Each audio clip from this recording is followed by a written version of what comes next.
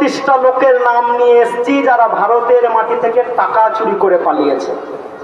আমার দেশের প্রধানমন্ত্রীকে বলতে চাই, একটা মুসলমানের নাম দেখিয়ে দাও, আর যদি থাকে বেটাকে ধরে আনো। আমরা বলছি আর দিল্লির রাজ দরবারে শুট করে দাও, গুলি করে দাও, ভারতবর্ষের 40 কোটি মুসলমান সাপোর্ট করবে ইনশাআল্লাহ।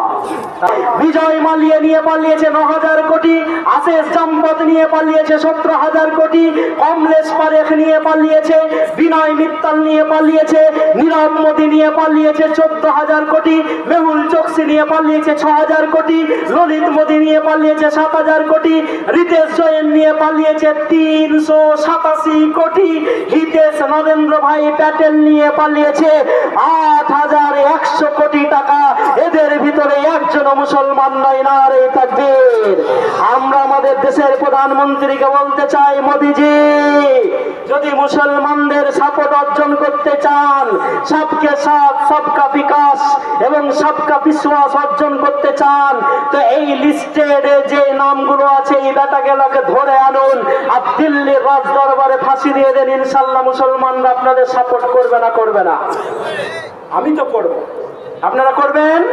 করব।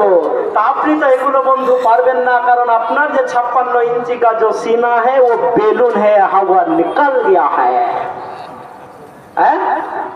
যখন এখানে বাবরি ভাঙা হয় তখন আমার দেশের প্রধানমন্ত্রীকে নিয়ে যেয়ে ইউনাইটেড আরব আমিরাটসে মন্দিরের উদ্বোধন করা হয়। এটাই হচ্ছে ইসলাম। নারে তাকবীর। এটাই ইসলাম। কারণ কোন ধর্মীয় স্থানকে আমরা ভাঙার পক্ষে নয়।